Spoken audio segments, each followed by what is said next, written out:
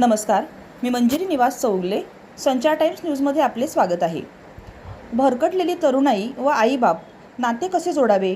Doctor वसंत हंकारे यांचे व्याख्यान. सविस्तर वृत्त पुढीलप्रमाणे.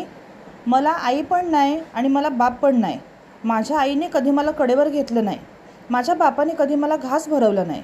कोणीतरी येईल का माझ्या गालावरून हात फिरवायला?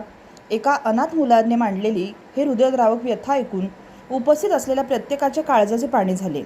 विद्यार्थ्यांना पंख फुटतात, परंतु ज्या आईवडिलांनी तुम्हाला पंख दिले त्यांच्या कष्टाचा विसर पडू देऊ नका. स्वतःचा कणा मोडला तरी आपल्या कुटुंबासाठी जो वाघासारखा लढला त्याचे नाव बाप असते.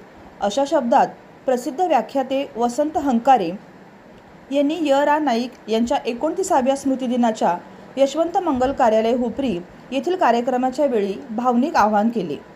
हुपरी भूषण य.रा. नाईक चांदी कारखानदार असोसिएशन हुपरी, आप्पासाहेब नाईक दादा श्री पैसा फंड शेतकी सहकारी बँक, श्री यशवंत औद्योगिक सहकारी वसाहत, यशवंतनगर हुपरी यांच्या संयुक्त विद्यमाने हा कार्यक्रम ठेवण्यात आला होता.